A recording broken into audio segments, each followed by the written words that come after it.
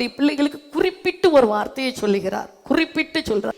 இத்தனை வாக்குத்தத்தங்கள் நமக்கு இருக்கிற போதிலும், இத்தனை வார்த்தைகள் நமக்கு இருக்கிற போதிலும், அவரை நம்பி ஒரு நோவாவின் பேழையை போல தகப்பனுடைய வீட்டுக்குள்ள அடைக்கலம் புகுந்திருக்கிற நமக்கு ஒரு வார்த்தையை சொல்லுகிறார், கனம் பெற்றாய் என்று சொல்லி. ஆமென். ஏசாயா 43ஆம் அதிகாரம் 4வது வசனத்துல ஆண்டவர் தெளிவா சொல்கிறார், கனம் பெற்றாய், கனம் பெற்றாய், கனம் பெற்றாய். இதுக்கு முன்னாடி அந்த வசனத்தை 4ல வாசிக்கலாம். நீ என் பார்வைக்கு அருமையானபடியினால், அருமையானபடியினால். கனம் வந்து சும்மா கிடைக்காது. எத்தனை பேர் உட்கார்ந்துருந்தாலும் இதுல கனம் பெற்றவர்கள் சில பேரை வச்சிருப்பாரு. கனம் பெற்றவர்கள். உங்களை எல்லா விதத்திலையும் பிள்ளைங்க தேடுறாங்கன்னா நீங்க கனம் பெற்றிருக்கிறீங்க. சரியா? உங்களை தேடுறாங்கன்னா நீங்க கனம் பெற்றவர்கள். எல்லாத்தையும் தேட முடியாது, எல்லாத்தையும் தேட முடியாது. கனம் பெற்றவர்களை தான் தேட முடியும். சரியா? கனம் பெற்றவர்கள் சாதாரணமானவங்க கிடையாது. இங்க ஏதாவது ஒரு காரியம், ஏதாவது ஒரு காரியத்தை உங்களை இருதயம் தேடுதுன்னா நீங்க கனம் பெற்றிருக்கிறீர்கள். நீ என் பார்வைக்கு அருமையானபடியினால். எல்லாரும் மேன்மையை அடைய முடியாது, எல்லாரும் கனத்துக்குள்ள போக முடியாது. கனம், கனம். அதனால தான் தாவீது ஒரு வார்த்தை சொல்லார் பாருங்க. 1 நாளாகமும் 29ஆம் அதிகாரம் 12வது வசனத்தை வாசிக்கும் போது, 1 நாளாகமும் 29:12 ஐஸ்வர்யமும் கனமும் உம்மாலே வருகிறது, தேவரீர் எல்லாவற்றையும் ஆளுகிறவர், உம்முடைய கரத்திலே சத்துவமும் வல்லமையும் உண்டு, எவரையும் மேன்மைப்படுத்தவும் பலப்படுத்தவும் உம்முடைய கரத்தினால் ஆகும். அல்லேலூயா. நல்ல கைகளை தட்டி நல்ல வாயை திறந்து ஹல்லேலூயா, ஹல்லேலூயா, ஆமென், ஆமென். ஐஸ்வர்யமும் கனமும் உம்மாலே வருகிறது. சரியா? நிறைய காரியம் ஆவியானவருடைய பாதத்துல உட்கார்ந்து கற்று இன்னைக்கு கற்றுக்கிட்டது ஆவியானவர் இந்த பாத்திரத்துக்குள்ள இருந்து தேவையானதை உங்களுக்கு தந்துக்கிட்டே இருக்கிறார், தந்துட்டே இருக்கிறார். சரியா? நிறைய காரியங்களை கற்று இந்த பாத்திரத்துக்குள்ள அடைச்சி வச்சு. இந்த பெர்ஃப்யூம் பாருங்க, வாசனை தைலம். அன்னை பைபிள்லையும் வாசனை தைலோண்டி போட்டிங்கன்னா நிறைய இருக்குது. வாசனை தைலம் பயன்படுத்தினார்கள் பரிசுத்தவான்கள், வாசனை தைலத்தை பயன்படுத்தினார்கள். அதுதான் இப்போ பெர்ஃப்யூம் அப்படின்னு சொல்கிறோம், வாசனை தைலம். நமக்குள்ள நம்ம கற்றுக்கிட்ட காரியங்களை ஆண்டவர் நம்முடைய பாத்திரத்துக்குள்ள அடைச்சி வச்சு, இருதயத்துக்குள்ள அடைச்சி வச்சு வேண்டியதை எடுத்து வெளியே கொட்டுவார். அல்லேலூயா. அதனால தான் ஆண்டவருடைய பாதத்தில் இருந்து கற்றுக்கொள்ளாத ஒன்றும் வேண்டாமாப்பா, கற்றுக்கொண்டதை ஜனங்களுக்கு நீங்க வெளிப்படுத்துங்க. அல்லேலூயா. ஐஸ்வர்யமும் கனமும் உம்மாலே வருகிறது, தேவரீர் எல்லாவற்றையும் ஆளுகிறவர், உம்முடைய கரத்திலே சத்துவமும் வல்லமையும் உண்டு, எவரையும் மேன்மைப்படுத்தவும் பலப்படுத்தவும் உம்முடைய கரத்தினால் ஆகும். எவ்வளவு முயற்சி எடுத்து ஒரு மனிதன் வளர்ந்திருக்கிறதை போல தெரிஞ்சாலும், எவ்வளவு பெயர் பெற்றவர்களாய் தெரிந்தாலும், ஒரு அந்த மனிதனை கர்த்தர் உயர்த்தினா மட்டும்தான் அந்த வளர்ச்சி அழியாது. ஐஸ்வர்யமும் கனமும் உம்மாலே வருகிறது. கனம் பெற்றவர்கள் எப்படி இனிப்பு இருக்கிற இடத்துல ஈ போய் தேடுதோன்னு, இனிப்பு இந்த ஈச்சிக்கெல்லாம் போடுற மருந்துல இனிப்பு தான் இருக்கும், அதுக்குள்ள வசத்தை வச்சிருப்பாங்க. இனிப்பு இருக்கிற இடத்துல ஈக்கள் கூட்டம் போய் சேர்ந்துரும், அந்த இனிப்புக்காண்டி ஈச்சிகள் ஓடுது. அப்போ நம்ம மேல ஒரு கனம் என்கிற இனிப்பு இருந்துச்சுன்னா கண்டிப்பா பறவை கூட்டங்கள் நம்மளை தேடதான் செய்யும். ஆமென். தேடதான் செய்யும். அதனால யாராவது உங்களை தேடுறாங்கன்னா நீங்களாம் கோப்படக்கூடாது. அதை செய்யுங்க இதை செய்யுங்கன்னு உங்கள்கிட்ட கேட்குறாங்கன்னா நீங்கள் கோப்படக்கூடாது. உங்களுக்குள்ள கனம் இருக்கிறதுனால தான், உங்களுக்குள்ள இனிப்பு இருக்குன்னு தெரிஞ்சதுனால தான் உங்களை ஜனங்கள் தேடுகிறார்கள். ஆமே. ஏன் ஒருத்தரையும் தேடலை, மற்றவங்களை ஏன் போய் தேடி போகலை? ஏதாவது ஒரு பிள்ளைங்க வந்து தேடுறாங்கன்னா ஏன் மற்றவங்களை தேடி போகாமல் உங்களை தேடுறாங்க? உங்களுக்குள்ள தான் கனம் இருக்குன்னு அவங்க கண்டுபிடிச்சிருக்கிறாங்க, உங்களுக்குள்ள தான் அந்த மகிமை இருக்குங்கிறத அவங்க கண்டுபிடிச்சிருக்காங்க. அதனால தான் வராங்க உங்ககிட்ட. அதில் வர்றவங்களை பார்த்து ஏன் என்கிட்ட வந்து கேட்குறாங்க, ஏன் என்னை தேடுறாங்கண்டி நீங்கள் சொல்லிட்டீங்கன்னா ஆண்டவர் பார்ப்பாரு. உனக்கு கனத்தை தந்து மற்றவங்க பார்வையில் உன்னை கனமாக காட்டின பின்பும் நீ ஏன் உன்னையே சபிச்சு கொள்றா, நீ ஏன் உன்னையே ஒளிஞ்சு கொள்றா, நீ எலும்பி வெளியே வந்தால் தான் இன்னும் உன் மேலே கனத்தை வைப்பேன். ஒன்று இல்லை, பல ஆயிரங்கள் உன்னை தேடி வந்து உன்னை சுற்றி நிற்கிற இடத்துல உன்னை மகிமைப்படுத்து. நல்லா கைகளை தட்டி நல்லா வாயை திறந்து ஹல்லேலூயா, இயேசு நல்லவர், ஹல்லேலூயா. ஆமென். ஒன்றை நல்லா புரிஞ்சுக்கணும், உங்களை தேடி வராமல் வந்து ஏதாவது தொந்தரவு நச்சரிச்சுட்டே இருக்கிறாங்கன்னா உங்கள் மேலே ரொம்ப கனம் இருக்குது, ரொம்ப கனம் இருக்குது. சரியா? இன்றைக்கெல்லாம் நான் உண்மையில சொல்கிறேன், இங்கே வந்துட்டு போன பரிசுத்தவான்களை திரும்பி கூட்டம் வரமாட்டேன்டே சொல்ல மாட்டாங்க. ஏன் தெரியுமா? நம்ம மேலே ஒரு கனம் இருக்கிறத அவங்க கண்டுபிடிச்சிட்டாங்க. மரம் கனி இல்லாத மரத்தை தேடி பறவை போவாது, எந்த மரத்தில் கனி இருக்குதுன்னு தெரியுதோ அந்த மரத்தை தேடி தான் பறவை கூட்டம். உங்கள் மேலே ஒரு மகிமை ஐஸ்வர்யம் இருக்குன்னு தெரிஞ்சாதான் ஜனக்கூட்டங்கள் உங்களை தேடி வருவாங்க. இந்த கணத்தை தான் இந்த மாதத்தில் சொல்றார், நீ கணம் பெற்றாய், நீ கணம் பெற்றாய். அல்லேலூயா. கணம் பெற்றவர்கள் வித்தியாசமானவர்கள், கணம் பெற்றவர்கள் மகிமை நிறைந்தவர்கள், கணம் பெற்றவர்கள் அடையாளமானவர்கள். கணம் பெற்றவர்களுக்கு தன்னுடைய அத்தனை அதிகாரத்தையும் கர்த்தர் கையில் கொடுக்கிறார். கணம் பெற்றவர்கள் விலையேற பெற்றவர்கள். கணம் கணம் கணம் விலையேற பெற்றது. ஒரு ராஜா கனப்படுத்த விரும்புகிற மனுஷனுக்கு ஒரு நன்மையை செஞ்சார். நம்ம எஸ்தர்ல வாஸ்து பார்த்தோம்னா எஸ்தர் 4ஆம் அதிகாரம் 8வது வசனம்னு நினைக்கிறேன். பாருங்க, ராஜாக்கு ராத்திரி தூக்கமே வரல. உங்களுக்கு அற்புதம் நடக்குன்னா ரொம்ப நாளாக தீர்க்க தரிசனமா ஆவியானவர் பேசிட்டு இருக்கிறாரு. கவனமா கேட்டு இதை உள் வாங்கிட்டீங்கன்னா அத்தனை உங்களுக்குரியதான். எதெல்லாம் ஏற்றுக்கொள்றீங்களோ அத்தனை உங்களுக்கு தான். நம்ம நினைப்போம் நிறைய சூழ்நிலை அனுகூலமா இருக்கணும், திறந்த வாசல் இருந்தாதான் நம்ம தலை உயரும் நினைப்போம். ஒண்ணுமே வேண்டாம். இந்த அகாஸ்வேர் ராஜா 127 நாடுகளை அரசாண்ட அகாஸ்வேர் ராஜாவை ராத்திரி தூங்க ஆண்டவர் விடலை. பாருங்க, அவர் எழும்புறாரு. எழும்பி அவர் அந்த புத்தகத்தை எடுத்து அப்படியே வாசிக்க சொல்றாரு. பாருங்க, அதில் வாசிக்கும் போது தான் வாசல்ல காவலாளி ஒருத்தர் முருதகா இருக்கார். வாசல் காவலாளி, அரண்மனை முற்றத்தில் இருந்த ஒரு மனிதன். அந்த மனிதனை குறித்து அதில் எழுதியிருந்தது. ஏன்னா அங்கே 2 பேர் அகாஸ்வேர் ராஜாவை கொல்லணும்னு வந்ததை முருதகாயை தெரியப்படுத்தி அகாஸ்வேர் ராஜாவுடைய உயிர் பாதுகாக்கப்பட்டது. அது அந்த புத்தகத்தில் எழுதப்பட்டு இருந்தது. அதை வாசிக்க சொல்லும்போது தான் அவருக்கு தூக்கமே வரல. என்ன, என் உயிரை காப்பாற்றின இவனுக்கு ஏதாவது செஞ்சிருக்கிறேனா? ஆண்டவர் நினைப்பூட்டுகிறவர். ஒரு நாளை யாருக்கு நினைவு வராது. உங்கள் மேல் அதிகாரியாக இருக்கலாம், யாரோ ஒரு மனிதர்களாக இருக்கலாம், அவங்களுக்கு உங்களை பற்றி நினைப்பே வராது. ஆனால் உங்களை உயர்த்தணுண்டி ஆண்டவர் ஒரு நாளை குறிச்சிட்டாருன்னா அந்த ராத்திரியில் உங்களை யாருண்டே தெரிஞ்சிருக்காது. சரி, அதுவரை நினச்சி கூட பார்த்துருக்க மாட்டாங்க. நீங்கள் நினைக்கிறதுக்கு ஏற்றவர்களாக கூட இருந்திருக்க மாட்டாங்க. முருதகாயை வாசல் காவலாளி, அரண்மனை முற்றத்தில் இருந்த ஒரு மனிதன் எப்படி ராஜா நினைக்க முடியும்? ராஜா அந்த புத்தகத்தை எடுக்கும் போது ஆண்டவர் அந்த முருதகாயை நினைக்க வைக்கிறார். ஆமென். உங்கள் மேலே இருக்கிற ஃபைலை எடுத்து அந்த அதிகாரியை ஆண்டவர் பார்க்க வைப்பார். எத்தனை பேருடைய ஃபைலை பார்த்தாலும் உங்கள் ஃபைலை குறித்து அழுத்தத்தை ஆண்டவர் கொடுத்துட்டாருன்னா தூங்க விட மாட்டார். ஆமே. பாருங்க, ஆமான் உள்ளே வந்த போது சரி, அந்த ராஜா இருதயத்தில் எல்லாம் ஆசை, இந்த முருதகாயை நான் கனப்படுத்தணும். சரியா, வாசல் முற்றத்தில் கிடக்கிறவனை நான் கனப்படுத்தணும். ஏன்னா இவனை கர்த்தர் நினைக்க வச்சதுனால, முருதகாயை நினைக்க வச்சதுனால ராஜா இருதயத்தில் ஆசை, முருதகாயை நான் கனப்படுத்தணும். இப்போ உள்ள வந்தது ஆமான், ராஜாவோட நெருக்கமான ஒரு மனிதன். இந்த ஆமான் போட்ட சதித்திட்டம் என்ன தெரியுமா? முருதகாயை தூக்கு மரத்தில் ஏற்றணும். அல்லேலூயா. ஏசு நல்லவர், ஆவியானவர் பேசுகிறார், ரகசியங்களை கற்றுத்தருகிறார். இதுதான் வாழ்க்கை. ஆமானா முருதகா வணங்கல, கனப்படுத்தலை. சரியா, தூக்கி மேலே நிறுத்தலை. ஏன்னா அவன் மனுஷன் தானே, நம்ம கணத்துக்குரியவர் அவர் தானே. சரியா, செய்யலனால ஆமானுடைய இருதயம் முருதகாய் மேலே எரிச்சல் ஆயிட்டு. முருதகாய் நிமித்தமாக தான் சூசான் அரண்மனையில் இருக்கிற அத்தனை யூதர்களையும் அழிக்கணும் அப்படின்னு சொல்லி ஆமான் திட்டம், சதி திட்டம் அவ்வளவுக்குள்ள வெறுத்த ஒரு பகைஞன்.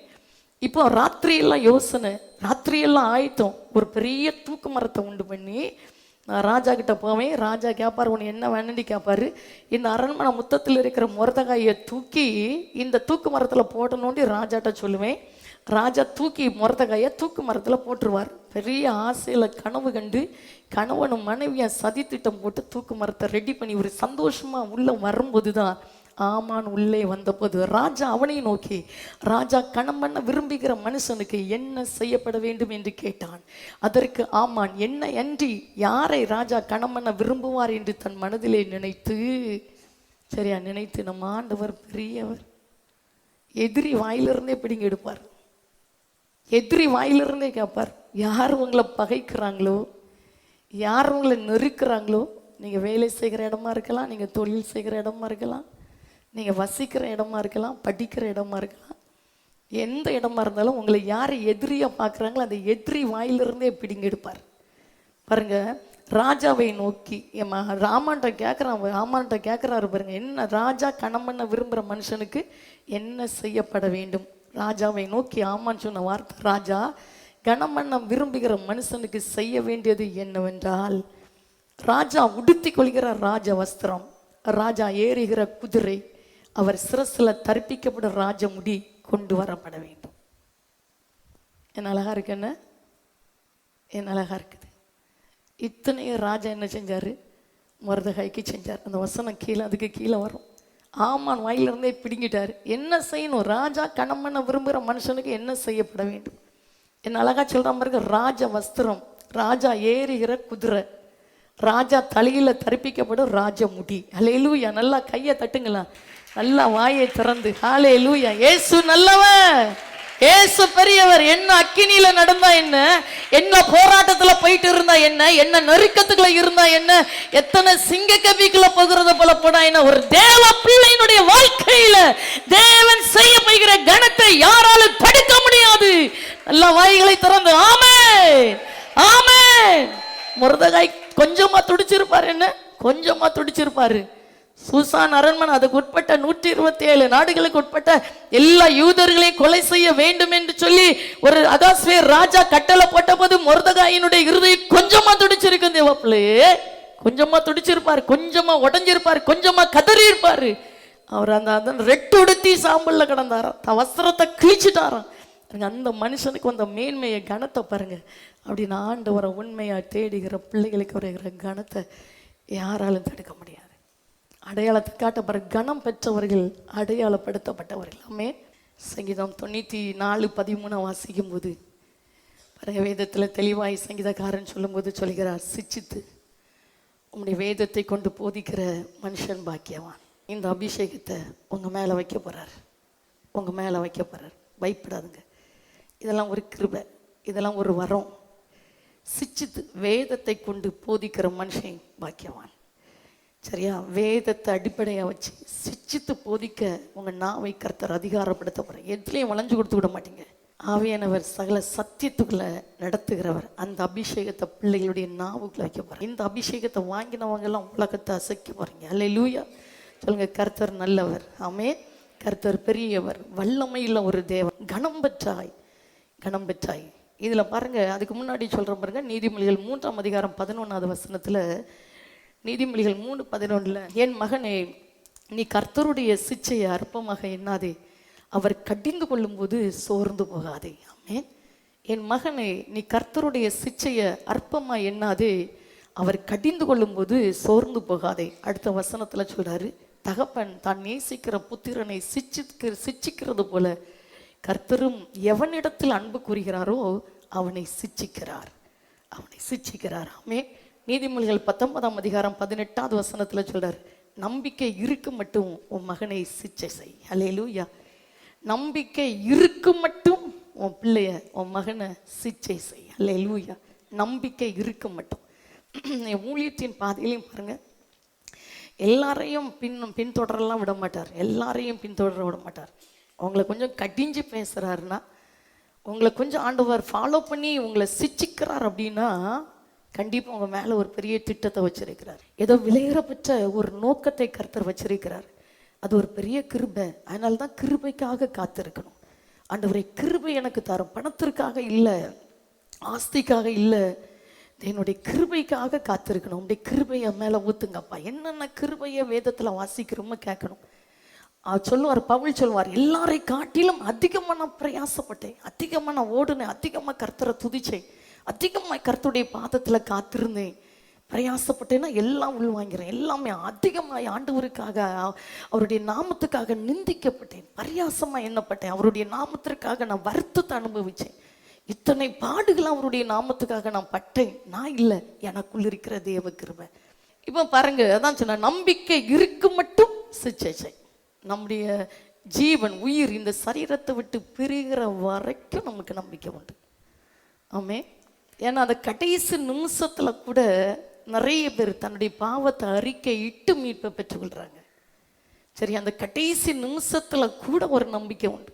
அதனால்தான் படுக்கையில் இருக்கிறவங்களானாலும் அந்த கடைசி நிமிஷத்துல ஆண்டவருடைய அன்பை சொல்லி அதை அவங்க ஏற்றுக்கிட்டாங்கன்னா பெரிய நம்பிக்கை. கடைசி நிமிஷம் வரைக்கும் நம்பிக்கை. அல்லேலூயா. கொஞ்சம் நம்பிக்கை இருக்கு மட்டும் சிச்சைய விட்டுறாத. எவ்வளவு நல்ல தகப்பென்ன, கனம் பெற்றாய், கனம் பெற்றாய். அகாஸ்வே ராஜா கனப்படுத்த விரும்புகிற மனுஷனுக்கு அவர் செஞ்ச ஒரு சாதாரண ராஜா செஞ்சது தன்னுடைய ராஜ வஸ்திரம், தான் ஏறுகிற குதிரை, தன் தலை மேல தரித்திருந்த ராஜமுடி. ஒரு சாதாரண ஒரு ராஜாவே அப்படி பண்ணாருன்னா ஆண்டவர் சொல்லிட்டாரு, என்னுடையது எல்லாம் உன்னுடையது தான், ஆமே, எனக்கு இருக்கிறது எல்லாமே உனக்கு தான். அதான் சொன்னார், என்னை விசுவாசிக்கிறேன் அப்படின்னா அவர் ஏற்றுக்கொண்ட பிள்ளைகள் விசுவாசிகள் அப்படின்னா ஏசுண்டி ஊறுகாய் மாதிரி தொட்டு பார்க்குறவங்க கிடையாது, பிள்ளை சரியா, பிள்ளை. ஏற்று விசுவாசம் உள்ளவர்களாய் ஏற்றுக்கொண்டவர்கள் எத்தனை பேரோ அத்தனை பேரும் பிள்ளைகள் ஆகும்படி அதிகாரம். ஏற்றுக்கொண்டவர்கள் அப்படின்னா என் வேலையே அவர் தான், என் துதியே அவர் தான், என் வாழ்க்கை நோக்கமே அவர் தான், என் நம்பிக்கையும் அவர் தான். எத்தனை பேர் எப்படி இருந்தா என்ன, எவ்வளோ சிதைக்கப்பட்டால் என்ன, எவ்வளோ நொறுக்கப்பட்டால் என்ன, என் உயிர் துடிப்பே அவர் தான். அதான் பிள்ளை சரியா. அப்படிப்பட்ட பிள்ளைக்கு தான் சொல்றாரு, நான் செய்ததையும் என் பிள்ளை செய்யும், நான் செய்ததை காட்டிலும் பெரிய காரியங்களையும் செய்யும். சரியா. அதனால தான் சாதாரண அகாஸ்வே ராஜா அவ்வளவு தனக்கு இருந்ததை கனத்துக்கு கொடுத்தாருன்னா, நம்முடைய ஆண்டவர் அவருடைய பார்வையில் அருமையா மாறிட்டோம்னா அவருடைய கனத்தை நம்ம மேல வைப்பார். தான் சொன்னார், கனம் பெற்றாய். கனம் பெறுகிற பிள்ளைகளுக்கு மோசை பாருங்க, இன்னைக்கு காலையில ஒரு வசனத்தை அப்படியே காட்டினார். கனம் பெற்ற பிள்ளைகள் தன்னுடைய கனத்தை கூட மற்றவங்களுக்கு கொஞ்சம் கொடுக்க முடியுமா? சரியா. ஆண்டவருடைய கனத்தை பெற்ற பிள்ளைங்க அவங்க பெற்ற கனத்தை மற்றவர்களுக்கு, அந்த ஆண்டவரை நேசிக்கிறவங்களுக்கு, அவர் மீது அன்பு காட்டுறவங்களுக்கு, அந்த கனத்தின் வரிசையில வர்றவங்களுக்கு தம் மேல இருந்த கனத்தை கூட கொடுத்துட்டு போகலாம். மோசையினுடைய காலம் முடிவடைகிற நேரம் வந்துச்சு. அவர் தேவனுடைய பணியெல்லாம் செஞ்சுட்டு காலத்தை முடிக்க, அவருடைய காலம் நிறைவடைகிற, இந்த பூமிக்குரிய அவருடைய நாட்கள் முடிகிற காலம் வரும்போது ஆண்டவர் மோசையை பார்த்து ஒரு வார்த்தை எவ்வளோ அழகா இருக்குது பாருங்க. என்னாகமம் 27ஆம் அதிகாரம் 20வது வசனத்தை சொல்லும்போது, இஸ்ரவேல் புத்திரராகிய சபையார் எல்லாரும் அவனுக்கு, யாருக்கு? யோசுவாவுக்கு கீழ்ப்படியும் பிடிக்கு உன் கணத்தில் கொஞ்சம் அவனுக்கு கொடு. நல்லவர், ஆமே. கனம் இருந்தாதான் மனுஷங்க நம்ம கீழ்ப்படிவாங்க, கனம் இருந்தாதான் நமக்கு அடங்குவாங்க. சரியா. நம்ம இஷ்டத்துக்குலாம் ஒருத்தரையும் கீழ்ப்படி வைக்க முடியாது. கனம் இருந்தாதான் நம்ம பின்னாடி எல்லாரும் வருவாங்க. கனம் இருந்தாதான் ஒருத்தரை நம்முடைய வார்த்தைகளினால் கவர முடியும். மோசையினுடைய காலம் முடிகிற நேரம் வரும்போது, இந்த பூமிக்குரிய ஓட்டம் முடிகிற காலம் வரும்போது ஆண்டவர் மோசையை பார்த்து சொல்றார். ஒரு 18வது வசனத்திலிருந்து வாசித்து காட்டுறேன், 18ல இருந்து பாருங்க.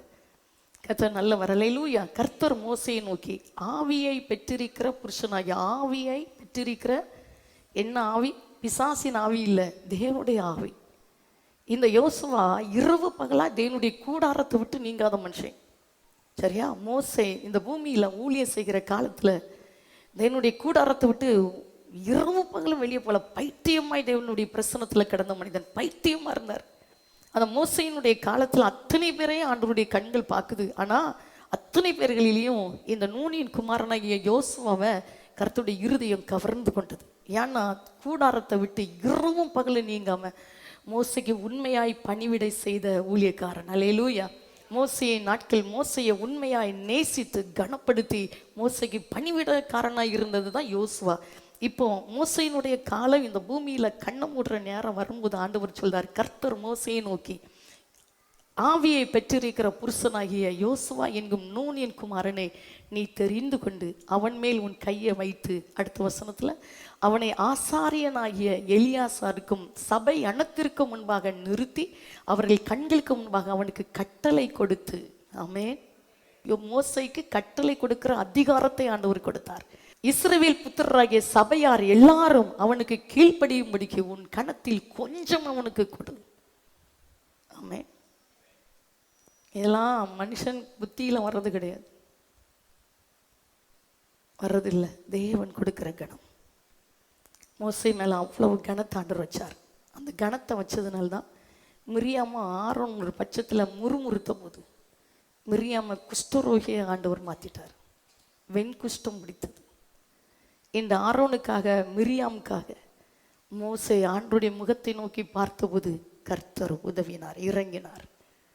கனம் சாதாரணமானதில்லை. மோசை மேல அவ்வளவு பெரிய கனத்தை வச்சதுனாலதான் மோசைக்கு வந்த பாதிப்பு கொஞ்சம் கிடையாது.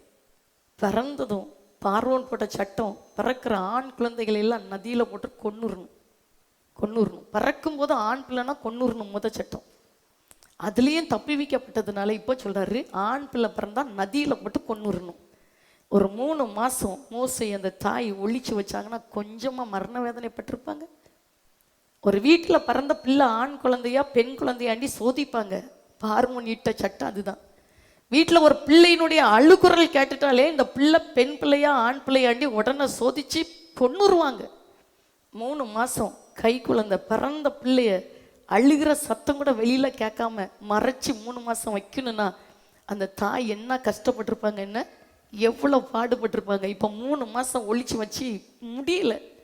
ஒரு கட்டை வந்த போது ஒரு நாணல் பெட்டியை செஞ்சு மோசை அதில் படுக்க வச்சு நதியோரத்தில் உள்ள நாணல் செடியில் கொண்டு வச்சுட்டாங்க. என்ன ஒரு துக்கமான காரியம். என்ன கனம் பெற்ற பிள்ளைகளுக்கு நிறைய பாடுகள் இருக்கும், நிறைய பிரச்சனைகள் இருக்கும். ஆனால் ஏன் தெரியுமா, அந்த கனத்தை வெளிப்படுத்த முடியாது, அந்த மகிமையை வெளிப்படுத்த முடியாது. மோசைய பார்வோன் சட்டம் போட்ட போதிலும் கொலை செய்ய முடியல. நம்ம ஆண்டவர் எப்படிப்பட்டவர்னா யோசனையில் பெரியவர். ஆமென். சரியா? நம்ம ஆண்டவர் யோசனையில் பெரியவர். பார்வோன் சட்டத்தை போட்டு கொலை செய்ய சொன்னாரு. இப்ப பாருங்க, பார்வோன் வீட்டுக்குள்ளேயே அனுப்பிட்டாரு. கையை தட்டுங்க பாப்போம், நல்லா கையை தட்டி. நீ உன் வீட்டுக்குள்ள உன் அம்மா தர்றத நீ சாப்பிடாண்டா, வா ராஜா அரண்மனைக்கு வா. எந்த பார்வோன் சட்டத்தை போட்டாரோ அந்த பார்வோன் வாழ்கிற அரண்மனைக்குள்ள நீ வா. ஆமா. இப்போ பாருங்க, அந்த 3 மாதம் தாயை ஒழிச்சு வச்சு என்ன பாடுபட்டிருப்பாங்கங்கிறது அவருக்கு தெரியும், என்ன வேதனையப்பட்டிருப்பாங்கன்னு அவருக்கு தெரியும். கனம் பெற்ற ஒரு மனிதனை அந்த தாய் பாதுகாத்ததுனால அந்த தாய் பெற்ற பிள்ளைக்கு பார்வோன் சம்பளத்தை கொடுக்குறாரு. கையை தட்டுங்க மாமா, நல்லா கையை தட்டி ஹல்லேலூயா. இந்த கனம் பெற்றவர்களுக்கு 2 அடையாளம் உண்டு. நீங்கள் கனம் பெற்றிருக்கிறீங்கன்னா 2 அடையாளத்தை வச்சிருக்கிறார். பிசாசும் ஒரு மனிதனை உயர்த்துவான், ஆண்டவரும் ஒரு மனிதனை உயர்த்துவார். ஆனால் பிசாசு கொடுக்கிற அந்த உயர்வு மழை பெஞ்சதும் பூமியில் முளைக்கிற புல்லுக்கு சமம். அவன் கவர்ச்சி காட்டுவான். ஆண்டவருடைய அப்படியே செய்வான். அவனுக்கு எல்லாம் செய்ய தெரியும். தீர்க்க தரிசனம் சொல்லுவான், அற்புதத்தை செய்வான், அடையாளத்தை செய்வான், எல்லாம் பண்ணுவான். ஆனால் ஒன்றும் பண்ண முடியாது. அவர் செய்கிற ஒன்று மட்டும்தான் அவனுக்கு பண்ண முடியாது. அவன் எல்லாத்தையும் பண்ணுவான், எல்லாம் பண்ணுவான். அற்புதம், அந்த புண்ணியஸ்தலம் இந்த புண்ணியஸ்தலம் ஓடினா அதிசயம் நடக்கும், அற்புதம் நடக்கும். குறிகாரன்ட்ட போனால் கரெக்டாக குறிய பேசுவான், எல்லாம் செய்வான். எல்லாத்தையும் பிசாசு 99 செய்வான். சொல்லுங்க, 99.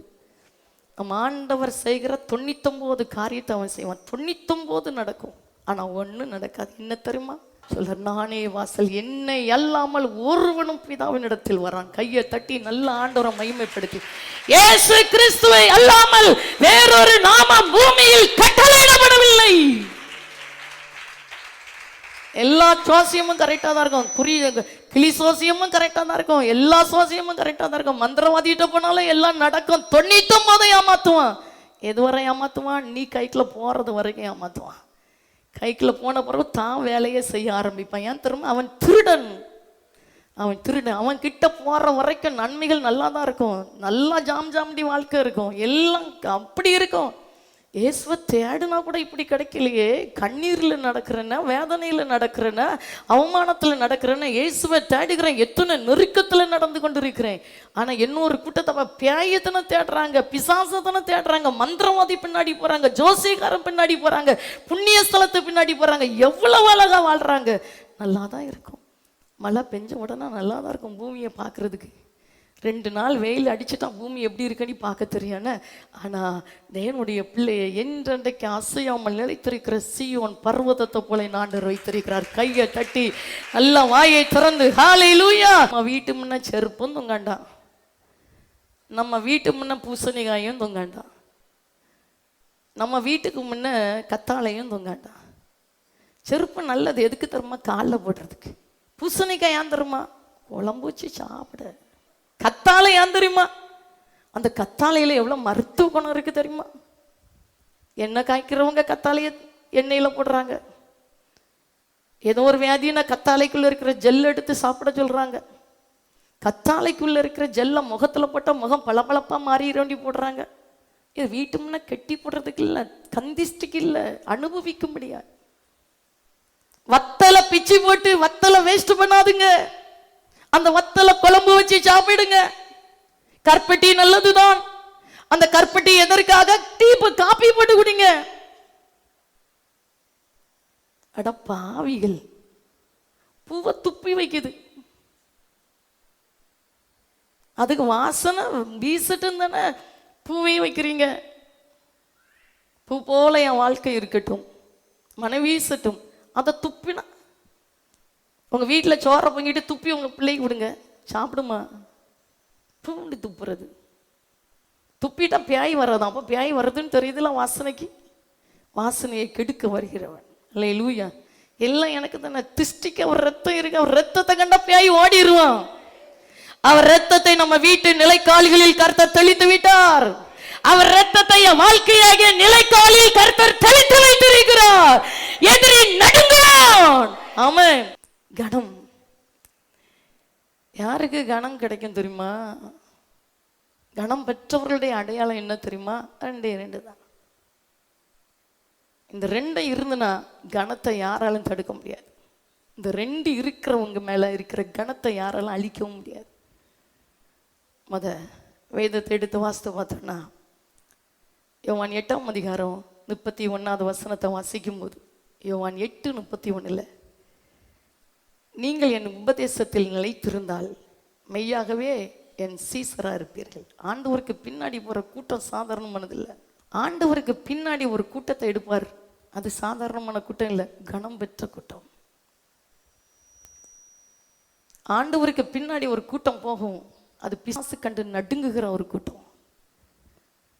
ஒண்ணுமே சொல்ல மாட்டார். என் பின்னாடி வா, எனக்கு பின்னாடி வா, என்னை பின்பற்றி வா, உன் முன்னாடி நான் போறேன், வா என் பின்னாடி. இந்த கூட்டம் சாதாரண கூட்டம் இல்லை, கணம் பெற்றவர். ராஜாதி ராஜாவை பின்தொடர்ந்து போகிற கூட்டம் சாதாரணமான கூட்டம் கிடையாது.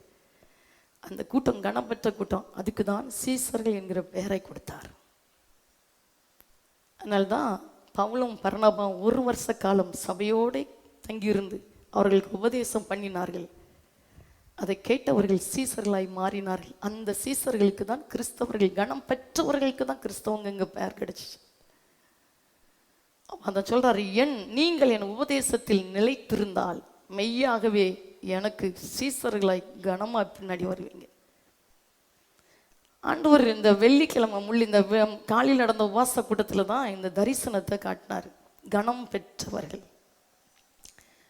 அவர் ஒரு ஜீவ மேய்ப்பனா, ஜீவாதிபதியா முன்னாடி போறார். அவர் பின்னாடி ஒரு கூட்டத்தை சேர்க்கிறார். அவர் கையில ஒரு எழுத்தை காட்டினார், கனம் பெற்றவர்கள், கனம் பெற்றவர்கள். அதை வச்சுதான் அந்த ரகசியத்தை ஆண்டவர் கற்று தந்தார். கனம் பெற்றவர்கள். அவர் கையில ஒரு பெரிய எழுத்து இருக்குது, கனம் பெற்றவர்கள். கனம் பெற்றவர்களுக்கு இந்த உலகம் வழிவிட்டு கொடுக்கும். கனம் பெற்றவர்களை கண்டு இந்த உலகம் நடுங்கும். ஏன்னா இவர்கள் தேவனால் கனத்தை பெற்றவர்கள்.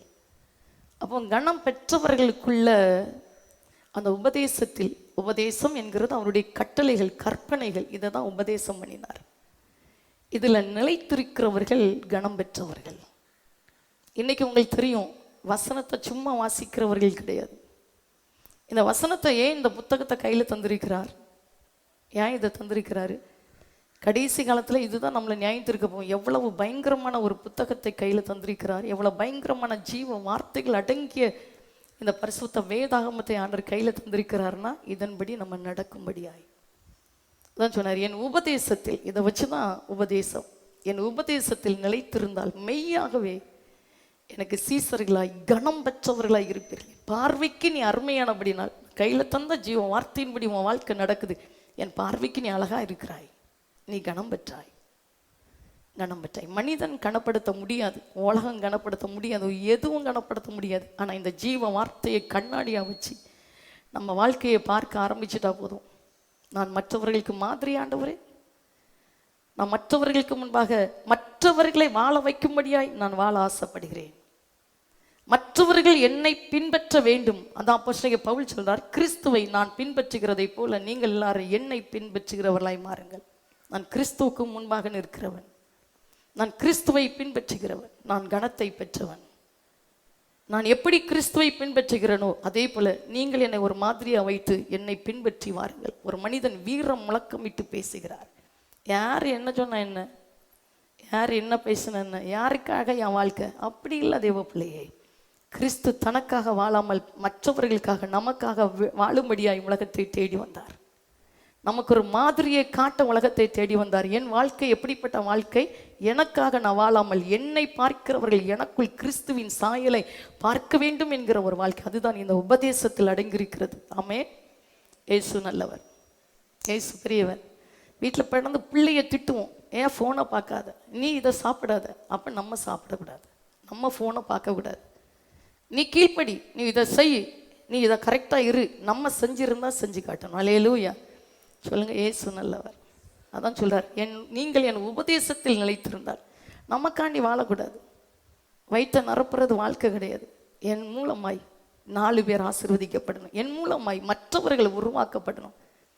வாய் பேசாததை வாழ்க்கை பேசும். ஆமே. பாருங்க, ஒரு பல வருஷத்துக்கு முன்பாக நான் படித்த ஒரு தேவனுடைய மனிதனை குறித்த ஒரு வார்த்தையை ஆண்டவர் நினைப்பூட்டுகிறார். அந்த தேவ மனிதன் ரொம்ப யார்ட்டையும் பேச மாட்டாராம். அப்படியே வெளியில போவார், சுவிசேஷத்தை அறிவிப்பார், அப்படியே அவர் இருக்கிற இடத்தை நோக்கி வருவார். இப்போ பாருங்க, ஒரு மனிதன் அவர் போகிற பாதையில் ஒரு துஷ்டன், ரொம்ப கொடூரமான மனிதன், எந்த மனிதர்களையும் மதிக்க தெரியாத ஒரு மனிதன், எந்த மனிதர்களிடத்துலையும் அன்புனா என்ன அன்பு காட்ட தெரியாத ஒரு துஷ்ட மனிதன். இவன் இந்த தேவ மனுஷனை தேடி வந்து அவருடைய பாதத்தில் அப்படியே மண்டிட்டு விழுந்தானா. விழுந்துட்டு ஒரு வார்த்தை அந்த தேவ மனிதனை பார்த்து இந்த மனிதன் சொன்னானா, ஐயா, உங்க வாயிலிருந்து புறப்பட்டு வந்த வார்த்தைகள் என்னை மாற்றவில்லை. நான் ஒவ்வொரு நாளும் இந்த இடத்தில் நீங்கள் பிரயாணப்பட்டு போகிறீர்கள், இந்த இடத்தில் நீங்கள் வசித்து கொண்டிருக்கிறீர்கள், உங்களுடைய வாழ்க்கையை கண்டு நான் மாறினேன். வார்த்தை பேசாதத வாழ்க்கை பேசும். அதான் சொன்னார், என் உபதேசத்தில் நிலைத்திருந்தால் நீங்கள் என் சீசர்களாக இருப்பீர்கள். சீசர்கள் கனம் பெற்றவர்கள். எத்தனையோ பேர் இருக்கும்போது சீசர்களை கர்த்தர் தமக்கென்று தம்மோடு இருக்கவும் தன்னுடைய மகிமையை வெளிப்படுத்தவும் தெரிந்து கொண்டார். அவர்கள் கனம் பெற்றவர்கள். இன்றைக்கு அந்த கனத்தை ஆண்டவர் நம்ம மேல வைத்திருக்கிறார், வைக்க விரும்புகிறார். உபதேசத்தில் நிலைத்திருந்தால் சரியா. அதனால்தான் அந்த நாட்கள் பழைய ஏற்பாட்டு காலத்தில் சங்கீதக்காரனுக்கு தாவீது சொல்லும்போது சொல்கிறார், 119வது சங்கீதம் 60வது வசனத்தை வாசிக்கும் போது, உமது கற்பனைகளை கை கொள்ளும்படி நான் தாமதியாமல் தீவிரித்தேன். கற்பனைகளை ஆண்டவரே என் கரத்தில் தந்திருக்கிற இந்த கற்பனைகளை நான் கை கொள்ளும்படி தாமதியாமல் தீவிரித்தேன். ராஜா, கனம் பெற்ற ராஜா, தேவனுடைய கரத்திலிருந்து கனம் பெற்ற ஒரு ராஜா, தேவனுடைய கரத்திலிருந்து வந்த உயர்வை பெற்ற ராஜா. அவர் தான் சொல்கிறார், ஐஸ்வர்யமும் கனமும் உம்மாலைத்தான் வருகிறது, உம்மாலைத்தான் வருகிறது. ஏசு நல்லவர். ஹல்லேலூயா. தேடி வர்றது சும்மா திருவிழா கிடைக்கும் அந்த மாதிரி இல்லை, கனத்தை பெற்றுக்கொள்ளும்படியாய். எவ்வளவு பயங்கரமான தகப்பன், எவ்வளவு வல்லமை நிறைஞ்ச தகப்பன். சூரியனை கைக்குள் ஆளுகை செய்கிறவர், மின்னல்களை புறப்பட பண்ணுகிறவர். ஆமென், ஆமென். பயங்கரமான தகப்பன். அவருடைய நாசியின் காற்றுக்கு முன்னாடி கூட மனிதர்கள் நிற்க முடியாது, அவ்வளவு பயங்கரமானவர். உமது கற்பனைகளை கை கொள்ளும்படி நான் தாமதியாமல் தீவிரித்தேன். பாருங்க, 119 127 சொல்வார், ஆதலால் நான் பொன்னிலும் பசுமணிலும் அதிகமாய் உம்முடைய கற்பனைகளில் பிரியப்படுகிறேன். ஏன் ஆதலால்? ஏன் அததான் 60 சொல்வார், உம்முடைய கற்பனைகளை கை கொள்ளும்படி நான் தாமதியாமல் தீவிரித்தேன். ஏன்னா இதுக்குள்ளதான் கனம் இருக்கு, இதுக்குள்ளதான் மகிமை இருக்கு, இதுக்குள்ளதான் சத்துவம் வல்லம் இருக்குது. நம்முடைய கற்பனைகளுக்குள்ளதான் எல்லாம் இருக்கு இந்த உபதேசம். அதனால தான் அவர் சொல்லுவார், ஆண்டவரே உற்சாகத்தினாவே என்னை தாங்கும்படி செய்யும், அப்பொழுது பாதகருக்குடைய வழிகளை உபதேசிப்பேன். பாதகர் பாவிகள், பாவத்தில் அடிமையில் இருக்கிறவங்க, வழி தெரியாம தொய்ந்து போற ஜனங்கள், அந்த பாதகருக்குடைய வழிகளை உபதேசிப்பேன். அந்த பாவிகள் உம்மிடத்தில் மனம் திரும்புவார்கள். ஆமென். ஏசப்பா நல்லவர். ஆதலால் தாமதியாமல் தீவிரிக்கிறேன், ஆதலால் பொன்னிலும் பசுமண்ணிலும் அதிகமாய் உம்முடைய கற்பனைகளில் பிரியப்படுகிறேன். 119 131 பாருங்க, எவ்வளவு அழகா சொல்ற. உம்முடைய கற்பனைகளை நான் வாஞ்சிக்கிறபடியால். ஏன்னா அதுக்கு மேலதான் கனத்துக்கு மேல கனம், கனத்துக்கு மேல கனம். தகப்பன் கேட்பார், நான் கனப்படுத்துற இந்த பிள்ளைக்கு என்ன செய்ய வேண்டும்? என் பார்வைக்கு அருமையா இருக்கிற அந்த பிள்ளைக்கு நான் என்ன செய்ய வேண்டும்? அதனால்தான் தாவீது அதை நல்லா புரிஞ்சுக்கிட்டாரு, உணர்ந்துட்டாரு, அறிஞ்சிட்டார், ருசிச்சிட்டார். நான் அவருடைய கற்பனைகளின்படி நடக்கிறதுனால தான் காட்டுக்குள்ள வனாந்திரத்தில் ஆடு மேய்ச்ச எண்ணெய், உதவா கரையா இருந்த எண்ணெய், எல்லாராலும் மறக்கப்பட்ட எண்ணெய், குப்பையா எண்ணப்பட்ட எண்ணெய் தூக்கி கொண்டு வந்து ஒரு தேசத்துக்கு கனமுள்ள ராஜாவாய் ஆண்டவர் வைத்தார் என்கிறத அவர் ருசிச்சதுனால தான் இதுல சொல்றார், உம்முடைய கற்பனைகளை நான் வாஞ்சிக்கிறபடியால் என் வாயை ஆவென்று திறந்து அவைகளுக்கு ஏங்குகிறேன். ஆமென். இயேசு நல்லவர். ஏங்குகிறேன், ஏங்குகிறேன், ஏங்குகிறேன். உம்முடைய கற்பனைகளை நான் வாஞ்சிக்கிறபடியால். அதுல தான் ஆண்டவரே கனம் இருக்கு. என் கையிலேயே தந்துட்டீங்களப்பா, இதை என் கைக்குள்ளேயே தந்துட்டீங்களே. தெரியாதுண்டி சொல்ல முடியாத, கைக்குள்ளே தானே இருக்குது. நல்ல ருசியான பதார்த்தத்தை கைக்குள்ள வச்சுட்டு இல்லைண்டி சொன்னோன்னா நம்மளை போல பரிதபிக்கப்படத்தக்கவர்கள் யாரும் கிடையாது. இதுக்குள்ளதான் எல்லா ஆசீர்வாதத்தையும் வச்சுதான் அப்படியே பூட்டி வைக்கிறதுனால ஒரு பிரயோஜனம் இல்லை. கண்ணு வாசிக்கிறதுல பிரயோஜனம் இல்லை. இந்த இருதயம் அதை வாஞ்சித்து கதறணும். கண்ணு வச்சு வாசிக்கிறதுனால ஒரு நன்மை அனுபவிக்க முடியாது. வாழ்க்கை மாறாது. பாவத்திலிருந்து வெளியில வர முடியாது. அடிமைத்தன கட்டுகளிலிருந்து மீட்டெடுக்கப்பட முடியாது. இவர் சொல்லுகிறார், உம்முடைய கற்பனைகளை நான் வாஞ்சிக்கிறபடியால் என் வாயை ஆவென்று திறந்து அவைகளுக்கு ஏங்குகிறேன் ஆண்டவரே. அதனால்தான் உம்முடைய வசனத்தை, உம்முடைய வேதத்தை தியானிக்கும்படி குறித்த ஜாமங்களுக்கு முன்பாக என் கண்கள் விழித்துக் கொள்கிறது. வேதத்தை வாசிங்களாம். நம்ம 1 யோவான் 5ஆம் அதிகாரம் 3வது வசனத்தை வாசா. 1 யோவான் 5:3 அழகா பக்தன் சொல்றாரு, நாம் தேவனுடைய கற்பனைகளை கை கொள்வதே அவரிடத்தில் அன்பு கூறுவதாம். இதுக்குள்ளதான் ஆசீர்வாதம் இருக்குது. இதை தான் தாவீது ராஜா சொல்றாரு. உங்களுடைய சொல்றாரு, உங்களுடைய வேதத்தில் நான் எவ்வளவு பிரியமா இருக்கிறேன். 119:97 நாள் முழுவதும் அது என் தியானம். வேதத்தில் எவ்வளவு பிரியமா இருக்கிற ஆண்டவரே, நாள் முழுவதும். அப்படி சிங்காசனத்துல உட்கார்ந்து எப்படிதான் ஆட்சி செய்தாரோ தெரியல, எப்படிதான் இஸ்ரவேல் தேசத்தை சுத்தி சுத்தி வந்தாரோ தெரியல. ராஜா, ஒரு தேசத்துக்கு ராஜா. அவர் சொல்றாரு பாருங்க, உங்க வேதத்தில் நான் வேதத்தில் எவ்வளவு பிரியமா இருக்கிறேன். அப்ப தாவீது எந்த அளவுக்கு ஆண்டவரை நேசிச்சார். என்ன, நம் தேவனுடைய கற்பனைகளை கை கொள்வதே அவரிடத்தில் அன்பு கூறுவதான். அன்பா இருக்க வாய் பேசி பிரயோஜனம் கிடையாது. அன்பா இருக்கிறேன் சொல்லி சொல்லி பிரயோஜனம் இல்லை. அது கிரியில எப்படி தருமா? அந்த அன்பு எப்படி வெளிப்படுது? தேவனுடைய கற்பனைகளை கை கொள்ளுகிறது நிமித்தமா. அதான் நாம் தேவனுடைய கற்பனைகளை கை கொள்வதே அவரிடத்தில் அன்பு கூறுவதான். அவருடைய கற்பனைகள் பாரமானவைகள் அல்லவே. அதனால்தான் தாவீது சொல்றார், உம்முடைய வேதத்தில் நான் எவ்வளவு பிரியமா இருக்கிறேன், நாள் முழுவதும் அது என் தியானம். வேண்டாண்டவரே, இந்த உலகம் நல்லா இல்லப்பா, நல்லா இல்ல. தாவீதுக்கு நல்லா தெரிஞ்சிச்சு, யாரா இருந்தாலும் நல்லா இல்லப்பா, நல்லா இல்ல. தேவைன்னா என்கிட்ட வருவாங்க, தேவைன்னா என்கிட்ட அன்பு காட்டுவாங்க, என்கிட்ட இருந்துச்சுன்னா என்ன சுத்தி கொள்வாங்க, என்னால பிரயோஜனம் இருந்துச்சுன்னா என்ன தேடி வருவாங்க. இந்த உலகத்தை நான் பிரியப்படுத்தி பார்த்த ஆண்டவரே நல்லா இல்ல. இந்த உலக மனிதர்களை பிரியப்படுத்தி பார்த்த ஆண்டவரே நல்லா இல்ல. இந்த உலகத்துல எல்லாத்தையும் பார்த்துட்ட ஆண்டவரே, எல்லாமே ஏமாற்றம்ப்பா, எல்லாமே ஏமாற்றம். அதனாலதான் சொன்னாரு, உமக்கு பிரியமானதை செய்ய எனக்கு கற்றுத்தாரு. நம்ம உலகத்துல எல்லாத்தையும் பிரியப்படுத்தி பார்த்துட்டேன், எல்லாத்தையும் பார்த்துட்டேன் ஆண்டவரே, எல்லாத்தையும் பார்த்துட்டேன். இந்த உலகத்துல ஆதியில இருந்து அந்த வரைக்கும் எல்லாத்தையும் நான் பார்த்துட்டேன்ப்பா, எல்லாமே ஏமாற்றம் தான், எல்லாமே தோல்விகள் தான், எல்லாமே வெறுமை தான், எல்லாமே நஷ்டம் தான், எல்லாமே நஷ்டம் தான். அதனால்தான் இந்த தேவ மனிதன் ஆண்டவர் அவ்வளவு நேசித்தார். அவர் மேல வச்ச நேசத்தின் உச்சகட்டத்தினால் தான் சொல்றார், உடைய வேதத்தில் எவ்வளவு பிரியமா இருக்கிறேன்ப்பா, எவ்வளவு பிரியம், நாள் முழுவதும் இது என் தியானம். இந்த உலகம் நம்மளை சந்தோஷப்படுத்த முடியாது, எந்த உச்சகட்ட அன்பும் நம்மளை திருப்திப்படுத்த முடியாது, நம்ம இருதயத்தை நிரப்ப முடியாது, நம்ம வாழ்க்கையை கடைசி வரை கொண்டு போக முடியாது. எவ்வளவு நேசிக்கிற உறவாக இருந்தாலும் அது நமக்கு நிரந்தரமானது கிடையாது, நிரந்தரமானது இல்லை. ஒன்னே ஒன்று தான் நிரந்தரம், அவருடைய அன்பு ஒன்று மாத்திரம்தான். அந்த அன்புள்ள தகப்பன் நம்ம கூட இருந்துட்டா இந்த மாயையான உலகத்தில், இந்த இந்த இந்த பொல்லாத உலகத்தில், இந்த காணல் நீர் போன்ற உலகத்தில் பிள்ளை எப்படி கனப்படுத்தணுங்கிறது அப்பாவுக்கு தெரியும். அவர் கனப்படுத்துவார்.